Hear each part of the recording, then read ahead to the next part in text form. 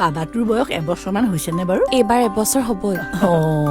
আই ঐ দেহি। ব্যৱসায় কেনেকুৱা চলি ভালে আছে? চলি আছে তোমাৰ কেনেকুৱা ভালে চলিছে চলি আছে। ভাল লাগিল দেই ইমান দিন পিছত আহিলা। ৰ'ব তাকে তাকে আমাৰ সেই আৰু কপালত নাতিৰ সুখ নাই যেন পাইছো। আৰুনো কিমান দিন জীয়াই থাকিম ন বাবা?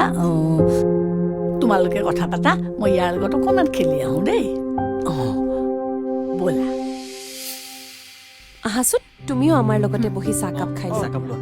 লোৱা, ময়ে দি দিছোঁ।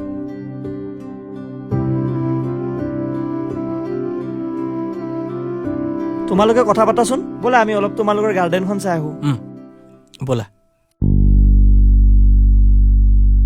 কিবা প্ৰব্লেম হৈছে নেকি?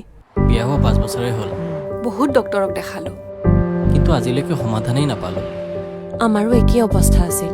আমি তাৰপিছত IVF কৰালোঁ। IVF? নমস্কাৰ গুৱাহাটী। সন্তান লাভৰ সপোন যদি কঠিন হৈ পৰিছে, আশা এৰি নিদিব। ইনফাৰ্টিলিটি কোনো শেষ কথা নহয়। সঠিক চিকিৎসা আৰু অভিজ্ঞ স্পেচিয়েলিষ্টৰ সহায়ত এই চেলেঞ্জ জয় কৰিব পাৰি।